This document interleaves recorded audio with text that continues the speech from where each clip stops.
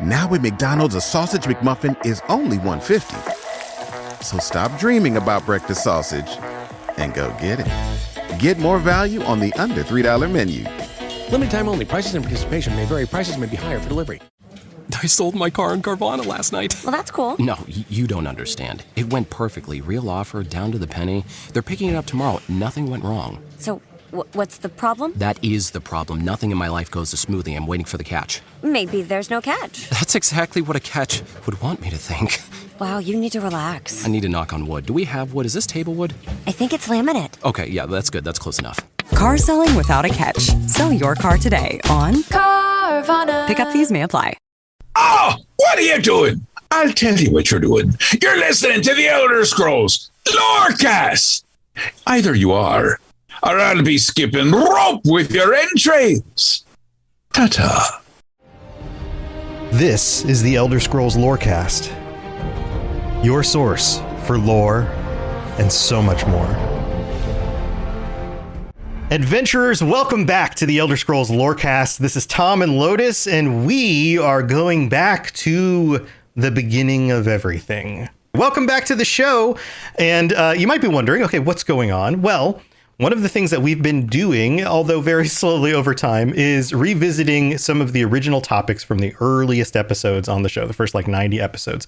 And during those episodes, a lot of the things we covered were things like the creation stories, the nature of the reality, the different races, but also the Daedra, and then some of the other beings and those kinds of things. Now, we've gone back and we've covered the Daedra again with a deeper dive, and that was a while back now. We've also gone over the Aedra. But we haven't gone back over the creation story, and there's not really one creation story. In fact, I think we can go back over these things and do them better than I originally did in those first 90 episodes, which are now only on Patreon. So the idea here is to cover the same topics even better. And if people want to go back and check out those original episodes by joining us on Patreon, getting ad-free episodes, those kinds of things, you can do that.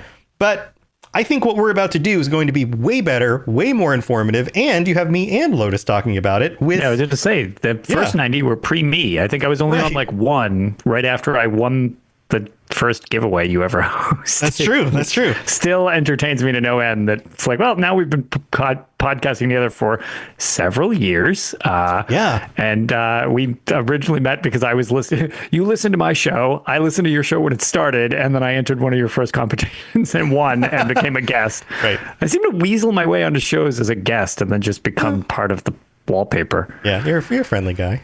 It makes sense. But anyway, we have now years more experience than when I started the show 6 years ago. Yeah, it was a while ago. Yeah, so we've got a lot more experience and a lot more perspective on this. So I think we can do a better job now explaining the nature of reality and the creation myths and all of that. And speaking about creation myths, one of the things that we have to understand is that, well, first of all, there's no 100% reliable narrator. We do not have an 100% objective version of anything.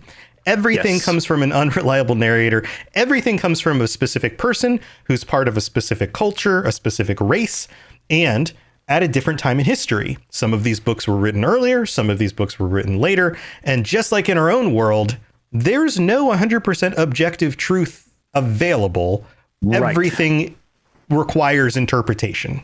So one of the things that, we've mentioned it countless times on the show, everything is designed from an in-universe perspective that we get to see.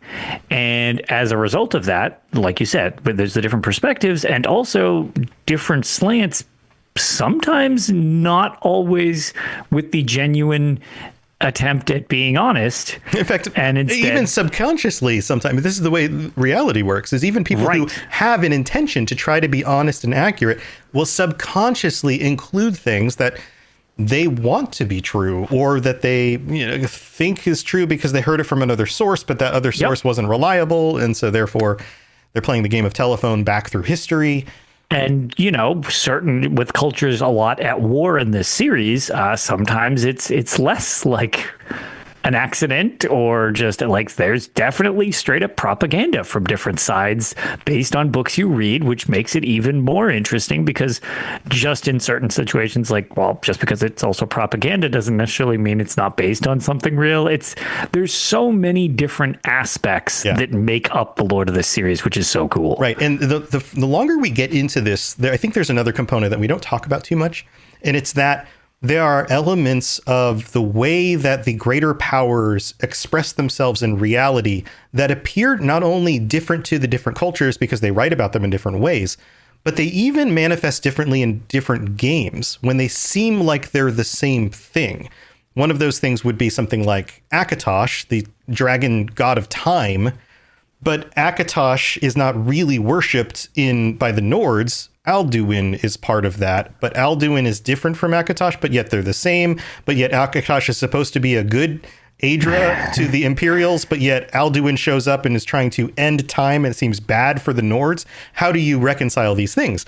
And I think that there's probably an element of either reality is kind of subjective to the perceiver, or the greater powers manifest in different ways and are not always consistent. And there's some other thing going on there. Much like the overarching theme, there's a lot of gray area in this series where things are very rarely quite so black and white as to like, these are the bad guys, these are the good guys. Like sometimes it looks like that at surface value and you play your character in certain ways. But, you know, even regarding the Alduin situation you were just talking about, we haven't gotten past the Elder Scrolls 5 Skyrim. We haven't seen Elder Scrolls 6 yet. We don't know when the timeline it will fall.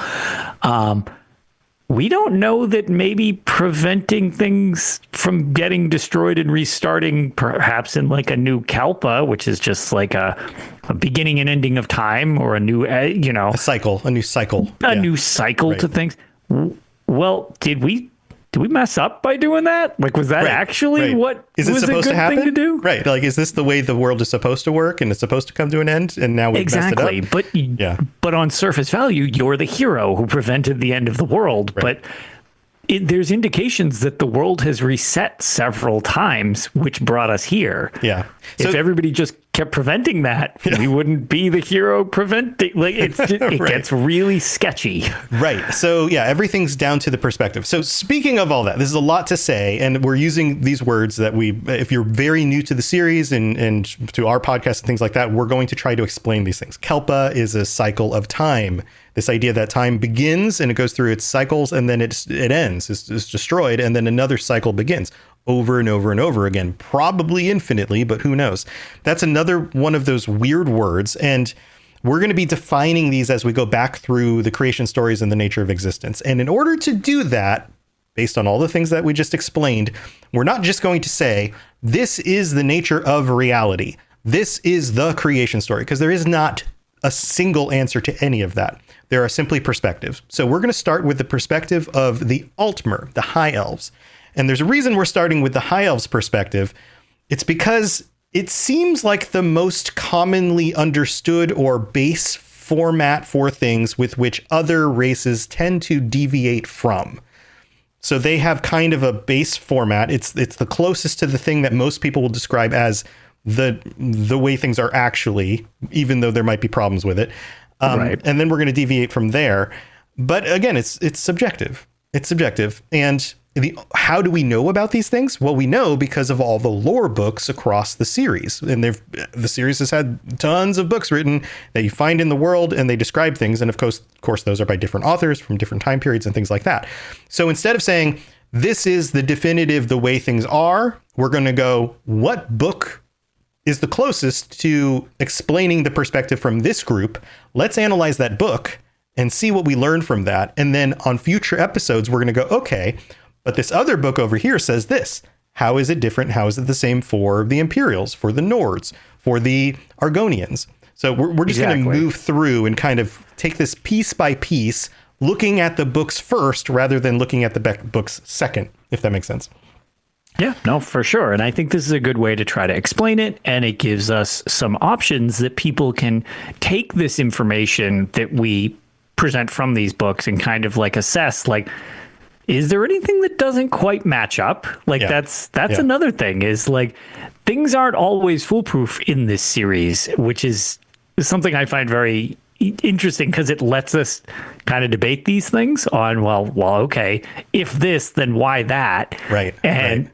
again, because it's all written from a fallible narrator, it's like, well, they don't have all the answers, so Right. They make makes assumptions. things interesting. And sometimes they get things wrong. And sometimes, and this is what's most interesting about going to the books first, the things that we think to be true will have weird contradictions or weird ambiguities in the actual books themselves that make you step back and go, okay, well, that's odd. I didn't assume that based on what I think I know, I didn't assume that would be in the book. So that's why we're going to the books first. We're going to the sources first. I will also say, from a cynical standpoint, it does give them a really good out if they need to actually kind of the Cyrodiil debate and, stuff like that. Right. The writers have like we can change things, and it's part of just allowing us to be malleable. Mean jungle like per se, so it does give them that from a out of universe perspective as well. Right. Lotus is mentioning that Cyrodiil in some of the books is described as a jungle, but then when you go to it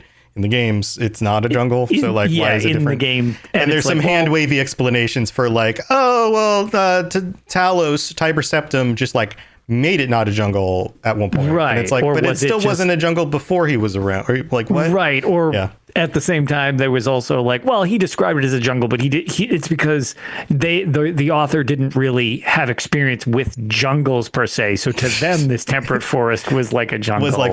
They're just like, New York City's a jungle. Right. All right. So here, let's get into it. We're going to start with one of the books that's part of the monomyth, which is actually a collection of books. You've probably heard, if you've been around, you've probably heard of the monomyth. You've probably picked up books in the series in Skyrim or Oblivion or ESO or whatever. And this one is the monomyth, the Altmer, the Heart of the World. This is like the very bottom of the list of those books. And we're going to go through paragraph by paragraph, and then we're going to break this down. And we're going to talk about some of the things that are there and then some of the things that are missing. So here, let's get into it. The first paragraph starts off and it says, Anu encompassed and encompasses all things, so that he might know himself. He created Anuiel, his soul and the soul of all things. Let's pause there. Anu. What is Anu? Just diving right into it. I was going to say, so Anu is, we've got this, I guess we kind of can't discuss Anu without Padme as well. Yeah, Padme. The easiest way to kind of, I always relate it to, is like the yin yang type of paradox, where it's like you kind of have your light side and dark side, but they don't really exist without the other one. Right. Order and chaos. It's a dichotomy. Order and chaos. Right. Order and chaos, light and dark, good and evil, even though that's very, very subjective. Yes, but you can't have you can't explain one without its counter. Right. Like there is no good if there is nothing to counter it. It's just like there's just a thing. Right. So some people would even say existence, non-existence. You could even do that. Yes, exactly. There's these two things. Right. Yes. So Anu and Padme, this is our dichotomy of existence. Right. Now notice Padme is not form. Padme is not mentioned here. There's no mention of Padme. It's just Anu, and Anu encompasses and is encompassed in the past, but it also encompasses all things. Anu is the sum total of all things, and he created for himself a piece of himself that has his soul and is the soul of all things. So there's this piece of them comes off. In the deeper lore, some groups would describe the Godhead as being the combination of Anu and Padme, and it's having a dream. There's all this language around that. We'll get into more of that later. That doesn't really come into play here. Everything just starts with Anu. Relevant to this discussion, at least. Right. And then, so you have Anu. Anu breaks apart a piece of him that manifests as a soul, whatever that means. And he's also the soul of all things. And his name's Anuiel. It goes on. Anuiel, as all souls, was given to self-reflection, and for this he needed to differentiate between his forms, attributes, and intellects. So basically, wanted to perceive himself, and so therefore broke himself up into smaller parts. Thus was born Sithis. This is interesting, because a lot of people will say Sithis is Padmaic. Sithis is maybe analogous to Padme. Sithis is kind of like the soul of Padme, and Anuiel is the soul of Anu. Not according to this document. Thus was born Sithis from Anuiel, who was the sum of all the limitations Anuiel would use to ponder himself. So the concept here is that an all-being, eternal, all-encompassing thing can't perceive itself. It has no limitation. So it has to create something that is limited so that it can reflect back on itself. Which I love, because just discussing the like dichotomy of like that, what we were just talking about with all the different like, oh, light, dark, I like how even in this regard, it's sort of the same way, where you have an infinite being, but it needs a finite thing in order to comprehend it. So it's like, again, you're going right back to this, like one has its opposite. And it's just like in this description, it's infinite to finite, which is weird when discussing a being that's theoretically infinite. Right. It's another one of those dichotomies. And I mentioned on a previous episode, I've been diving more into Gnostic philosophy. Gnosticism was an early form of Christianity that just didn't make it later on. And it has many different variations. It was not an organized system.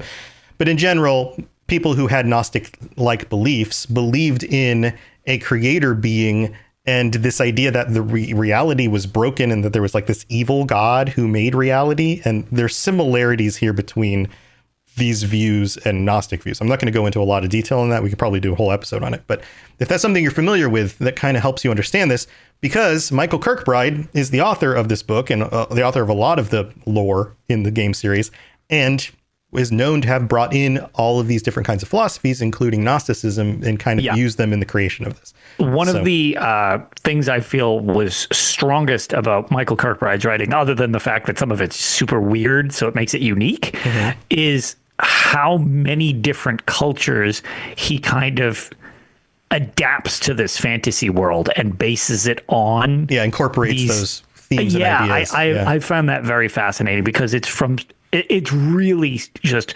so in depth, the amount of them that he incorporated into his stint of writing for the series. Right. Berg mentions super esoteric beliefs, but very interesting. Yeah. So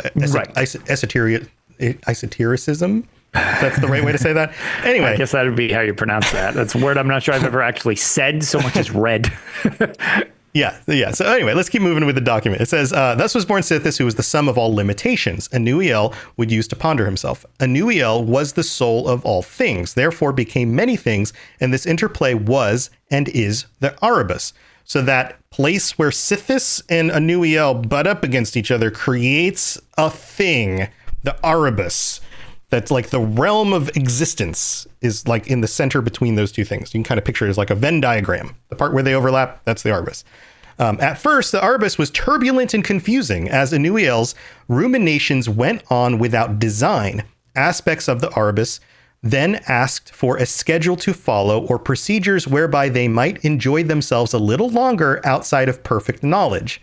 So they wanted to be more limited, basically. They wanted time to flow in a direction. They wanted to be able to like use these aspects of limitation to then differentiate themselves even greater and give them more control over being these sub pieces of the bigger puzzle. This is also really funny, because this is incredibly analogous to us discussing the topics before the show, and then us doing the show. We are currently trying to condense down this big mess. So we're living what we're talking about. Yeah. So it goes on. It says aspects of the Aribus then asked for a schedule. We just did that line. So that he might know himself this way, Anu created Ariel. So Anu, who made Anuiel, the soul of himself, and separated that, then now creates where was the line? Ariel, right? Yeah. Which is sometimes spelled R-E-E-L. Yeah, there's a couple variants of it, but the physical person version. Right. The soul of his soul. So he creates a thing that is the soul of everything, and then that thing creates a separate soul that like is still the thing that it came from, but is more nuanced and separate from that thing, because all the other pieces are separate from that thing as well. Right. But it's the thing that is more closest. comprehensible. Right. It's more comprehensible, but it's also the thing that's closest to the original thing. So everything gets whittled down. And this is a theme among the Altmer, is that everything kind of descends from a hierarchy and gets more limited as it descends. And that's what we're seeing here. So he created a new Ariel, the soul of his soul. Ariel, the soul of his soul. Ariel bled through the Arbus as a new force called time. With time, various aspects of the Arbus began to understand their natures and limitations. They took names like Magnus or Mara or Zen. One of these, Lorcan, was more of a limit than a nature, so he could never last long anywhere. There's a lot to unpack here, but the basic concept is many of these manifestations became these powerful beings. They're the gods. Magnus, who is the god of magic, who eventually leaves the world. Mara, Zen, Lorcan. Zen isn't talked about very much anymore, but is in this list. And this is not a complete list. This is just some of the individuals. And Lorcan is going to become very important because Lorcan is kind of the antithesis of Ariel. We're talking about these dichotomies, right? These dualities. Constantly changing and... Yeah, looking for limits, looking for constants, looking for absolute limits on the nature. Time doesn't go on forever. Space doesn't go on forever. There are limitations within this. Things end. Right. I think mortals have lives that begin and end, that sort of thing. So that's Lorcan, right? As he entered every aspect of Anuiel, Lorcan would plant an idea that was almost wholly based on limitation. He outlined a plan to create a soul for the Arbus, a place where the aspects of aspects might even be allowed to self-reflect, where things can actually see themselves. He gained many followers. Even Ariel, when told he would become the king of the new world, agreed to help Lorcan. So they created the Mundus, where their own aspects might live and become the Et Ada. So this is the first mention of the Mundus. The Mundus is the mortal plane. It's the place where the world exists, where the continent of Tamriel is, where we play in game. Where we play in game. That's the Mundus. And outside of the Mundus is thought to be the realms of oblivion. We got these like concentric circles. Mundus is in the middle. Think of it like a planet in the middle. And then around that is oblivion, this emptiness, but it's actually lots of infinite realms based on the Daedric princes. And then beyond that is Aetherius, which is this realm that is the place of the things that were there before everything else when they were creating things in the beginning. And they kind of don't. They're almost outside limitations in some degrees. Right. It's like, which is weird. The realm beyond. It's the place that Magnus retreated to that creates the holes in the firmament, and then magic comes through, all of that weirdness, which is all, again, speculative. It's all depends on your perspective on all this. Right. And actually, it's mentioned in chat, the void, like all of these, you've got planets where they're actually like they're infinite planes, but we warp them into looking like orbs because we can't comprehend infinite, all this extra stuff. Right. Yeah. The stars are holes in the background that go to Aetherius. The moon is a hole. The sun is a hole. When the moons are not holes. Let me get that straight. The moons are actual objects like the planets are, but they're also seem to be their own realms. The sun is a hole, and the moons are holes. But that's just one interpretation. It's a lot, right? But the most important part about this is that we're finally getting where it's less about the nature of the way reality fits with everything else, because they're not telling us all of that other information, which is something that they tend to believe. What they're focusing down on is the interplay between these personalities. This Lorcan, as it says here in the next paragraph, this was a trick. Lorcan's a trickster. As Lorcan knew, this world contained more limitations than not, and was therefore hardly a thing of Anu at all. It is the most non-Anu-like thing that exists because it is full of limitations. Mortals. It is it's almost a limitation in its existence. Right. And it's confined to a cycle of time. And once that time cycle ends, then it would have to start over. So there's this kind of meta layers to its own limitations. Mundus was the house of Sithis. As the aspects began to die off, many of the Et Ada vanished completely. The Et Ada are these powerful beings, whether it's Ariel or Lorcan, or, as I mentioned before, Magnus, or Mara, and you can get to Julianos and like all of the Aedra and all of the Daedra. They are all et Ada. Basically, they are these powerful beings.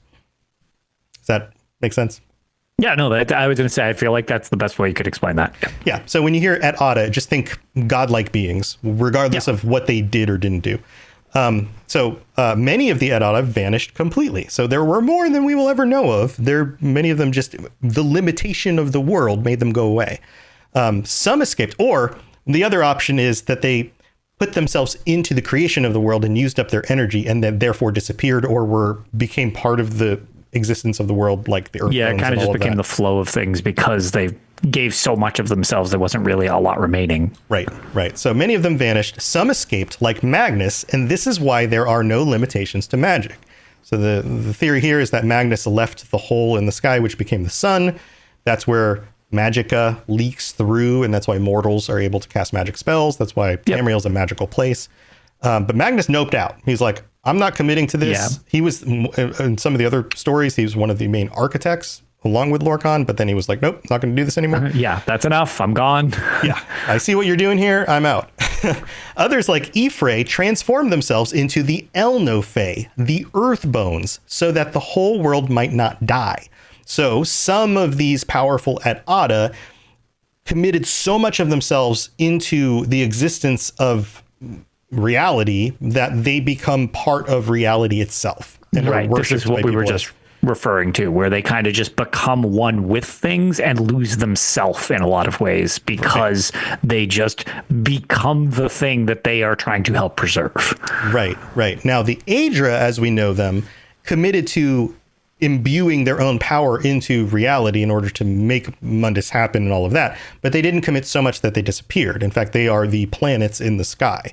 And they're still there and they're still prayed to and they're still worshipped and all of this. But they're also very quiet compared to, say, the Daedric princes, who are always trying to meddle. Super active, always trying to meddle in the things going on. It goes on, it says, some had to marry and make children just to last. This piece is very specifically Altmer, very High Elven. This idea that they join together and they create descendants, and then they join together and create descendants.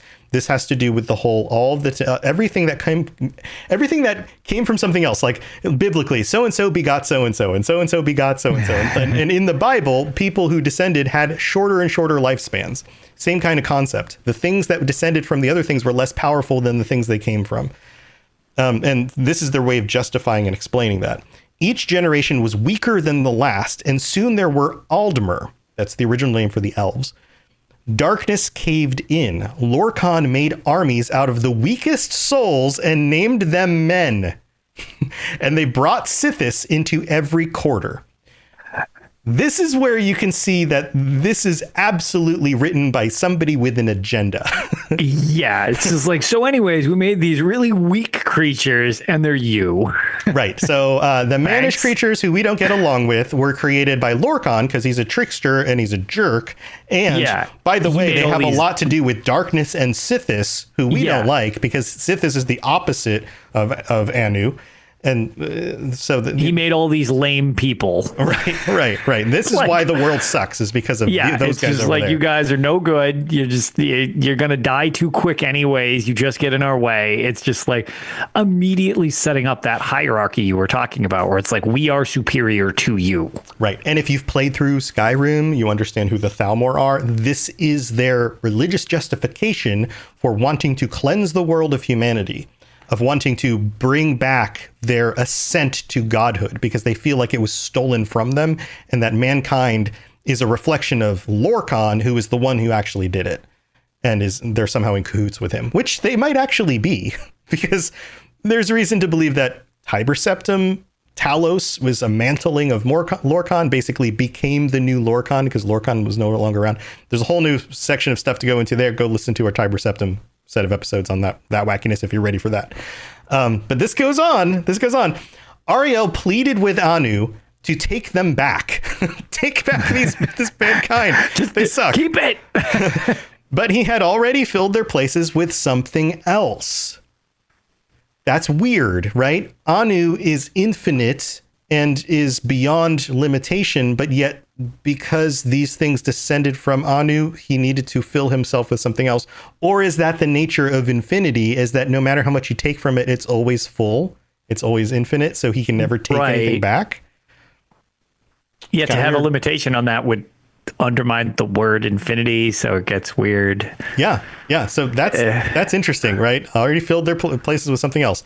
His soul was gentler, granting Ariel his bow and shield. So Ariel is now equipped with a bow and a shield so that he might save the Altmer from the hordes of men. Ariel, in this setup, is the god of time, also known as Akatosh, who is supposed to be against mankind according to High Elves. Yeah. They're basically just painting all of the people who are not of Murish descent as these just like slobbering lunatics, just like here to ruin everything. And it's just like, yeah, we got to put a stop to this. They're just messing it all up. But it's just like, This is definitely like, you can see the propaganda side of this, where it's just like, yep, we need to have ourselves on a pedestal above our adversaries, even though there's not necessarily a lot of reason that they're adversaries right out the gate, other than the fact that they just like, well, no, this is not us. So no good. Yeah. And if you study ancient cultures in our own world, you'll find out that among many ancient cultures, they were like, a lot of modern people have this idea of like, oh, ancient cultures were pantheistic. They had many gods. They worshiped lots of different gods. Some of them did. But more often than not, each tribe had their own god. And they didn't deny the existence of other people's gods. They just only worshipped their god. And when they would go to war with each other, it was basically deciding whose god was more powerful. Basically, there were these arguments through ancient texts and the nature of their religious doctrine that said, our god is better than your god. Basically, my dad can beat up your dad. Yes, I was about to make that joke. It's like, yo, my dad's way cooler than your dad, and he can totally beat you up. It's right. This is the equivalent of that. The Mer, the elves, if you hear Mer and you're not familiar with that, that means elves. The original oldest Mer, the Altmer, at least according to them, they're the oldest, were basically like, well, our dad is way stronger than your dad. Your dad's Lorcan. He's limited. Ours is unlimited. In fact, now ours has a cool bow and a shield. Yeah, so now he's armed. Yeah, he's going to hunt down your hordes of mankind. And it goes on. It says, some had already fallen, meaning some of these different groups, like the Chimer. The Chimer, Chimer, I think some people say Chimer, but I think it's Chimer. Yeah, it's Chimer. The Chimer were an offshoot of the Altmer group of elves that went and moved away. Basically, they went up to the area of what's now Morrowind, and they left that other group, and then they started worshiping Daedric princes. So, of course, they were no longer in the club. They're like, the High Elves were like downgraded and ousted. Yeah, and there's many other reasons. We'll go over that when we go over the Chimer again. But basically, they're not part of the group anymore because they listened. It says, who listened to Tainted at Ada? Those are Daedric princes. And others, like the Bosmer, had soiled Time's line by making mannish wives. This is interesting, too. One of the things that many people talk about is that there are different groups of men and different groups of elves, but the ones that are most intermixed are the Bretons. Bretons are descendant of man and elf and are traditionally still a mannish race, but the reason why they're good with magic is because they intermarried with elves at some point in history. Right, or in less... Or maybe not married. Yeah, maybe less great ways. Right. We'll just leave it at that. There was, but they came to exist. They came to exist, right? But in this document, it says the Bosmer were also tainted because they took mannish wives. Bosmer being the wood elves. I sold my car in Carvana last night. Well, that's cool. No, you don't understand. It went perfectly. Real offer, down to the penny. They're picking it up tomorrow. Nothing went wrong. So, what's the problem? That is the problem. Nothing in my life goes as smoothly. I'm waiting for the catch. Maybe there's no catch. That's exactly what a catch would want me to think. Wow, you need to relax. I need to knock on wood. Do we have wood? Is this table wood? I think it's laminate. Okay, yeah, that's good. That's close enough. Car selling without a catch. Sell your car today on Carvana. Pickup fees may apply. There's also other rumors about wood elves being more in line with the beast races, or because they have horns and things like that. Right, they're a little more of the actual world. because they're so one with the forest and nature and all of that there. And then, like you said, they've got some bestial qualities in certain scenarios. We don't need to go through all of that. They can even, modify themselves when it gets into stuff like the ooze or the wild hunt, where it's just like they are sort of became their own thing, independent, that definitely ties into some uniqueness of the world itself. Yeah. So every race is weird in their own ways, and this is even more weird because this is not a thing. Them taking mannish wives is not a thing that's referenced most other places. Yeah. But again, it's in this foundational document, and it's why we're going back to the documents to see what they say. And it would also, be of more prominence in this situation, since they're viewing mannish races as an enemy, to note that when you're trying to demean other cultures or races, where it's like, well, another group might not even give it a second thought if that's the case. Where it's like, okay, well, this is their black mark. How could they do something like that? Right. They've already defined mannish races as being the bad guys. And so now they're associating groups that have splintered off of them as being bad guys by going with a bad Itada, bad powerful gods, or have mixed with man.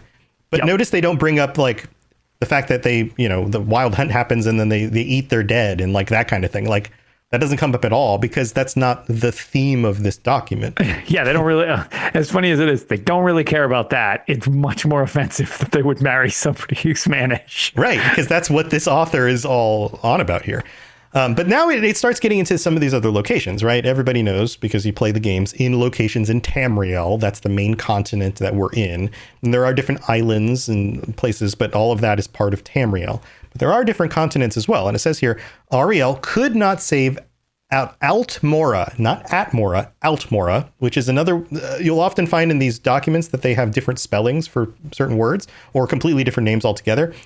Atmora, which is what most people will say, is the continent to the north that the Needs came from. The people who eventually became the Nords and then also intermingled with other races and those kinds of things.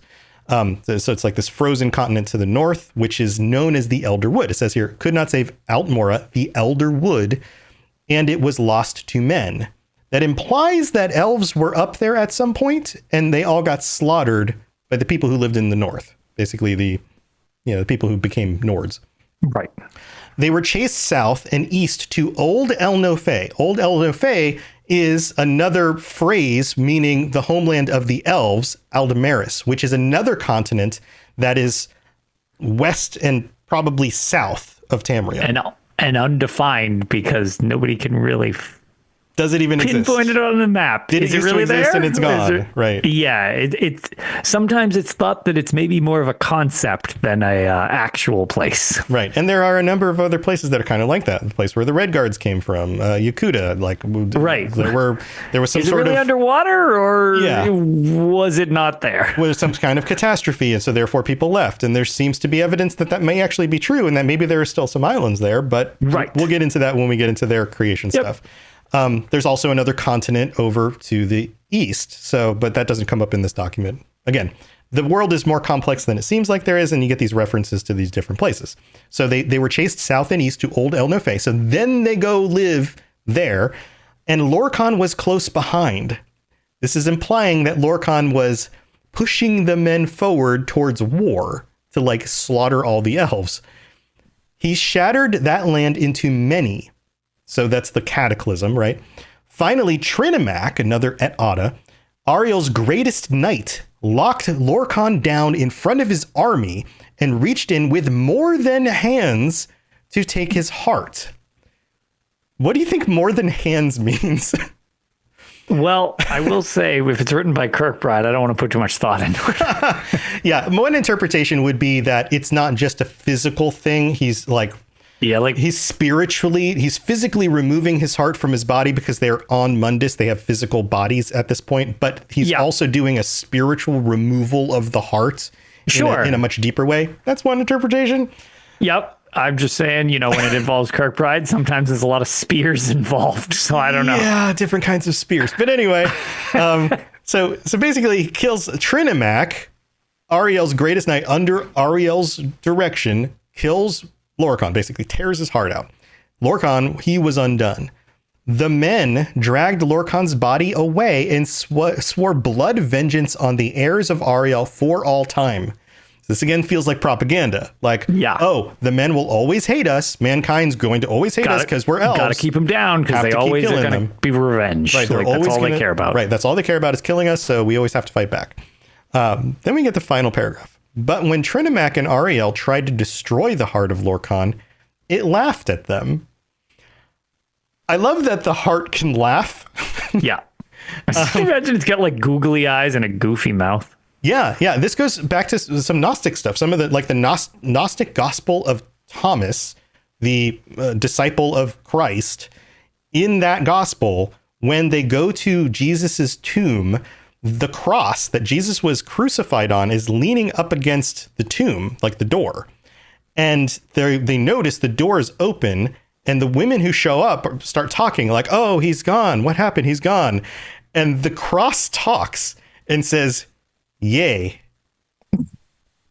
Like, meaning yes, probably? Yeah, right. Like, yeah, yes, Jesus is gone. The tomb is empty. But like, the fact that an inanimate object can talk, this is what this reminds me of, right? This like, and people are more concerned about like what it says than the fact that it's talking. Right, it's freaking talking. Well, how is this happening? Well, in this case, I guess it's a god, and he has a heart, so his sure. Heart can and I mean, talk. That, weird magic in this world is confirmable on the regular. Right, but it not only laughs, but still kind of funny. Yeah, it said, "This heart is the heart of the world. The one was made to satisfy the other." So this is implying that Lorcan himself is tied to the existence of everything. He wasn't just the architect. There's something inherently about Lorcan that is tied to existence and limitation fundamentally. So Ariel fastened the thing to an arrow. Remember, he has a bow, and let it fly long into the sea where no aspect of the new world may ever find it. Which is also funny to read because the entire story of the Elder Scrolls Morrowind is about the groups of people and individuals who had found Lorcan's heart and used it to try to gain power. Yep, pretty much. And the fact that like the Red Mountain rose up out of the ocean because that's where the heart landed and all of that. But yet this document says it flew into the sea where no aspect of the new world might ever find it. Clearly, that's not true. Until a couple days passed, and it totally made an entire volcanic island. Right. So, okay, so that's the end of this document, and you can see some themes here. Like, not only does it establish that there are these powerful primordial beings of some sort, which is very common among many ancient myths. This idea of like this dichotomy between light and darkness, order and chaos, like these primordial things, and then those things come together and form other individuals who then have conflict with each other in different ways. And that leads to different groups of people who assign themselves with these different groups. And the tricky thing here is that this is all from the perspective of the High Elves. So this is their version of the story, which makes everyone else seem terrible. And they don't even mention beast races because they think they're lower than men. Yeah, I was going to say they have them literally classified along with just like scribs and stuff like that. It's like, oh, no, they're totally sentient. Doesn't matter. Yeah, doesn't matter. There might as well be animals. And yeah, that's this perspective. And who knows how far back in time this goes. And of course, this is translated and communicated over time. In fact, the monomyth as a whole is part of an attempt in order to explain all of these different myths and lore stuff to the Imperials, who by the third era of the world are in charge of basically Tamriel, although there's parts that they don't lord over. But this is kind of a like, okay, let's look back on millennia of history, and this is what we seem to know and how we can formulate our understanding of it. Right. So there you go. Any other thoughts on this one, Lotus? Yeah, no, I mean, I hope this was as clear as we could make it. It's kind of like complicated and ties into a lot of other things. That's the trickiest part about us doing these segmented episodes, which is really no other way to do that, is we have the topic we're discussing, but it ties into so many other shows that we've done discussing other topics because everything is sort of just interwoven in this series. But this is a good, I think, background to the Altmer belief, to how creation is, which, again, like you had mentioned, each culture has their own in the series, which is pretty cool. And they all have their own slants, but they also tie into each other. And some of them, you can even see how they're influenced by each other as you play the games or as you just read about the different things, because a lot of these things, when one culture does one thing, it has an effect somewhere else, and their culture ends up defining themselves sometimes, like why there's always this problem, so to speak, between the Mer and the Men in the series, where it's just like they're sort of at each other's throats most of the time because of this. Right. And the Manish races are not without their own faults when they portray the elves, like the whole story about the Aliads, who were another offshoot of the Altmer, who were mostly in Cyrodiil, and they had enslaved the men, and then the men fought back in the Alessian Rebellion, and that's why there's an empire and all of this. Right. Is a kind of a flip around of like, well, they were the aggressors, we're just defending ourselves. Exactly. So there's so much of this, and everybody's oppressing each other and stuff like that. It's a very the joke that back in the first game, where when the series was starting to get formed, it was the world of Tamriel is just so brutal. It was known as the arena. Yeah, it's kind of funny because even though that's sort of been like, they don't call it's a kind of a joke the arena anymore. Right. They definitely kept that vibe going throughout the entire series, even still. Oh, yeah. It's a terrible place to live. Life in this world is awful. Yeah. One of the other things you'll notice is if you've played through Skyrim, you've played through Oblivion, the remaster, even the original, you'll notice that in those Manish places, there are the names of all of these divines, the Aedra, and almost none of that shows up in this document. It's all very different. And even somebody like Ariel shows up, but is not given the name Akatosh. That is a Manish distinction. Yep. And this is something else you'll notice too, as we go to the different races, is that they have, like you talk about the Khajiit. The Khajiit have similar sounding names to some of the other names that are used, but they sound more like the way cats would say them, which is kind of cute. It's a unique Khajiit twist. Right. But the further you get away from like the Manish races, and the Bosmer have their own twist on this, the Nords have their own twist on it. But as you get further and further away, as you get to, say, the Yakutans, the Red Guard, or the Argonians, you end up with very different, like the Argonians have the Hist, which is super weird. The Yakutan lore has all these weird names like Tuwaka and like Tall Papa, and their whole, like, a lot of their lore plays into this idea that maybe there really are cycles of existence. Yep. That, the snake eating its own tail. From Kalpas, like we briefly mentioned at the start, without going too deep into it. That's a big thing with the Yakutan lore and Red Guards. Yeah. So one perspective is that there may just be a lot of hints in everybody's perspective, and none of them, of course, are 100% accurate. But if you take the sum of all the parts, maybe you can kind of piece something together that sort of represents what happened. Real history. Right. So we'll continue on with more of these documents as we go through and kind of take a look at each one and break them apart. And the part that I hope you find even more interesting are the parts that, for those of you who really do know the lore, are still kind of surprising. This idea like Bosmer taking Manish wives. Weird, right? So there's going to be pieces of this that don't get discussed very much, but because we're going in so deep, we're actually going to be able to take a look at them and go, okay, why is that? Why would that be in here? Mm-hmm. So there you go. All right. That's the monomyth, the Aldmeri, the heart of the world. We're going to take a quick break. We will be right back because we've got patrons to thank. We've got, we don't have a new voicemail this week, but we definitely have a random page. And sure do. So don't go anywhere. We'll be right back. This is Hamis Morak, Dragonborn, and you are educating yourself to the Elder Scrolls Lorecast.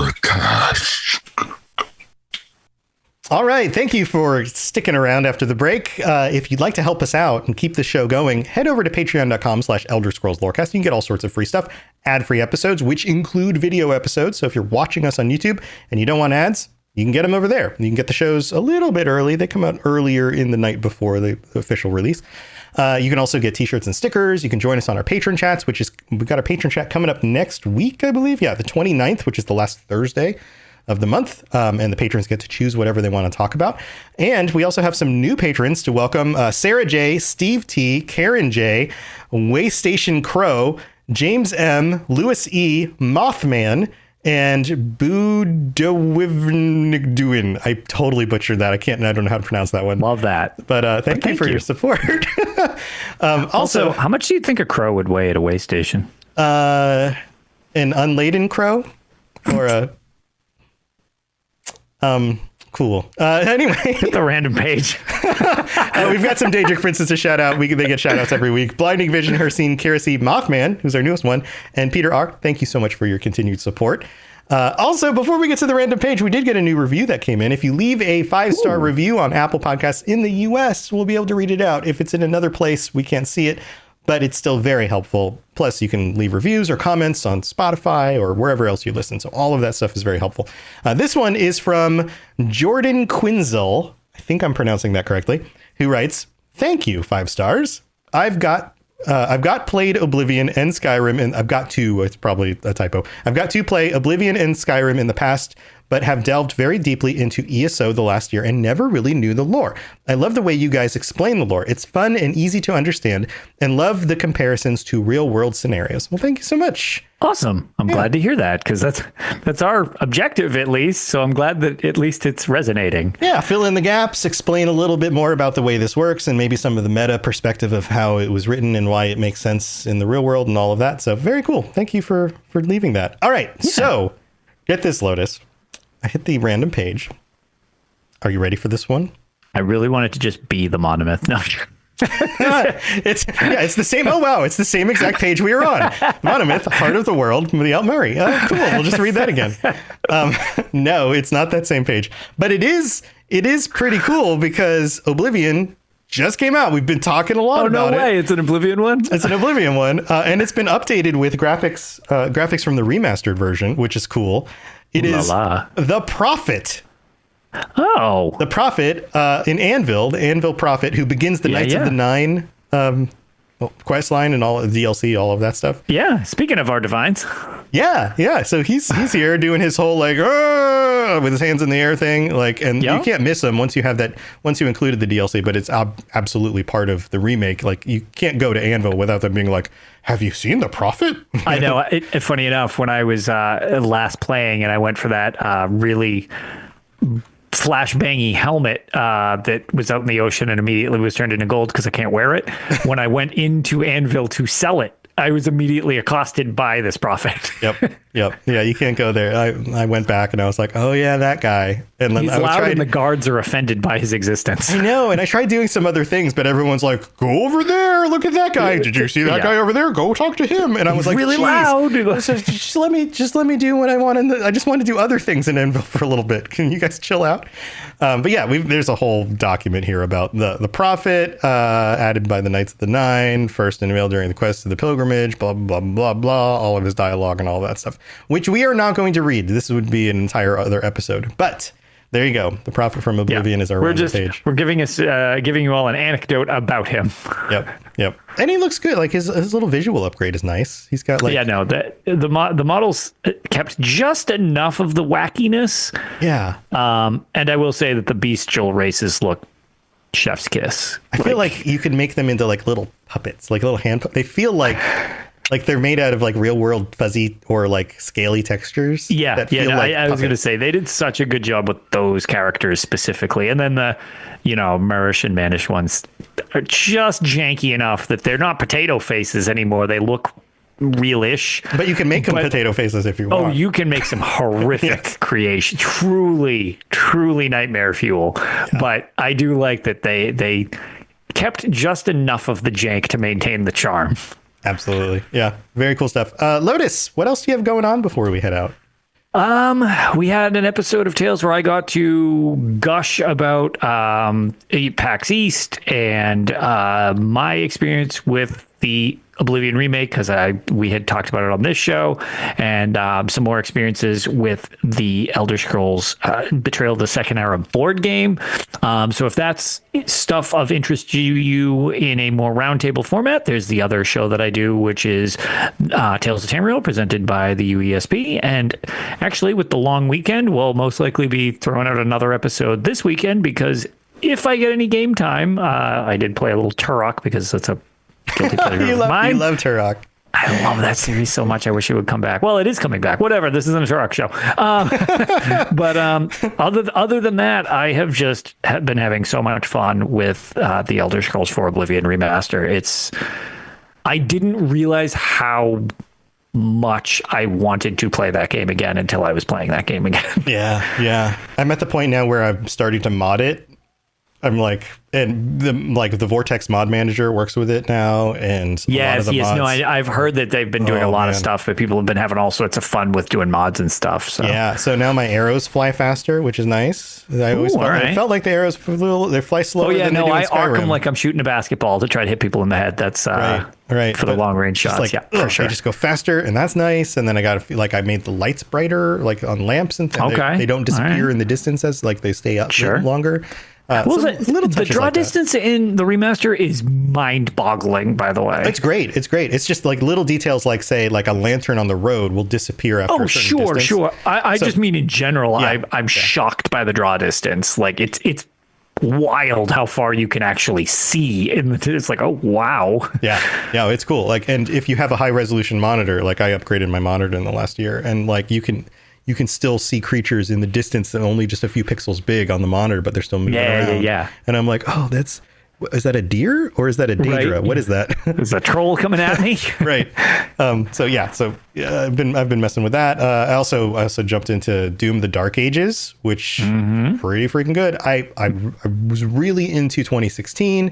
Eternal didn't hit me as well. It's a little too twitchy and having to constantly swap your guns all the time. It was a little more a game of shooter chess. I found. Yeah, which I get why people was would intentional. Like that. Right. Oh, absolutely.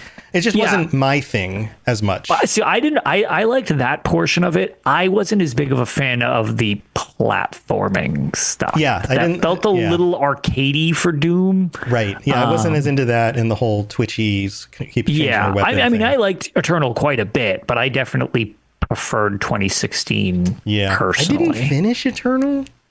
Oh, really? Oh, no, I finished 2016. I have problems. I have 100% achievements in that, but that's your thing. That's your thing. Yeah. It was also a very lengthy game. It's true. But usually I finish those games. Like it's usually one of my I make my way all the way through at least once, but Doom: Dark Age is like, you feel like a freaking tank. You also are fast at the same time. All of the weapons feel like they just like the fact that you just melt the little guys around you so easily feels awesome. The setting is really cool. I don't know, the story stuff, whatever, but it's cool that it's there. Sure. And people have complained. They're like, well, it's not Mick Gordon in the music anymore and it's not as good. But, I've tried to give it a real chance. I've loaded up the OST, skipped through the tracks, not just in the game. And there are some bangers. There's some banger tracks in there. It's not exactly the same, but it can be tricky when it comes to that stuff because there's a lot of times where you can have something you love. I mean, the Elder Scrolls is a perfect example of this. There have been 3 major composers that are well known, and the one that had been most well known for a while is gone. Right. And now it's kind of okay, well, we've got Brad Derrick, who does fantastic work in ESO, and has been included in some of the other stuff. And then there's Enon Zur, who has been really involved with Fallout and Starfield, but then he did the Blades soundtrack, which was the mobile game. Spoilers, if you haven't heard that soundtrack rules if you like Elder Scrolls music. It sounds like it's just a mainstream release and it's just a, quote unquote, just a mobile game or whatever. So it's I think when it comes to art forms and especially music, if you hit someone with music while they are a teenager, they will, and they love it at that point in their lives, it will create this foundational thing where nothing will ever be as good because they are prone to an emotional response to the world around them, and it like docks itself in their brain. And that doesn't mean that there aren't artists after that are equally as good or better in some Sure, and sometimes it's ways. just a different flavor of something, which is Right. okay that you do or don't like it more, but it's just like it's just different. And my big thing is I don't mind whether something's different or not. It's just, does it capture the feel that I'm looking for? Right. Right. So I'll be curious to hear it, because I actually haven't heard any of this stuff, and I love Brad Derrick's stuff. Not Brad Derrick, Mick Gordon's. Sorry, Mick Gordon's stuff from the original Dooms. Well, not the original. You know what I mean? The original remakes. The 2016. Yeah, 2016 and Internal. Yeah, so anyway, cool stuff. I've been getting into that stuff, but still playing Oblivion. And every day there's new mods out. This game is going to be highly modded, just like Skyrim, and it's gonna transform over time. So that's fun as well. But that's what I've been doing. You've got the rest of my shows on robotsradio.net. There's Fallout Lorecast and the Lord of the Rings Lorecast if you want to get into that. But there's lots of other shows. If you're into video games and you want lore, go check out robotsradio.net. There's all sorts of different things. You'll find something else that you like. And that's it for this episode. That's been me and Lotus. We'll be getting more into some of these other documents that deal with the other races and their perspectives in future episodes. But next week, we've got our patron chat, so come back and join us for that. And until then, stay safe out there. And, if elves come after you because you are one of the Manish races and, want to kill you, then at least you know that it's your fault because... Yeah, exactly. Lorcan. Because permanent blood feuds. Because, that's just the way nature is. And cool, right? All right. Yeah. We'll see you next time. Bye, everybody. See you later. Thanks for tuning in to the Elder Scrolls Lorecast. Check out robotsradio.net for more podcasts just like this, and join us on the Robots Radio Discord. Be part of a community of over 5,000 people who are excited about video games and so much more. Robots Radio. Games, lore, stories, community. Just press play.